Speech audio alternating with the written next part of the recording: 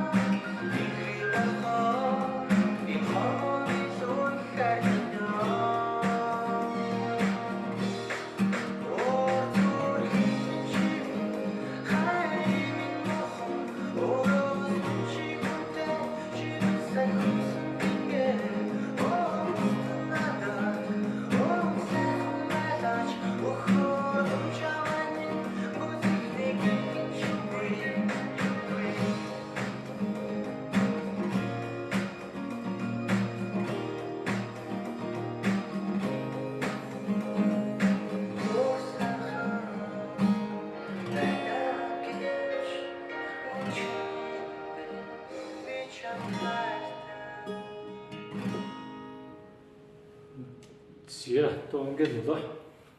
4-4 хэмжээгээр тоглоно. Доошоо 2 паузтай зөхиод тийшээ 3 удаа тасралтгүй тоглоод доошоо нэг өгсөн байна.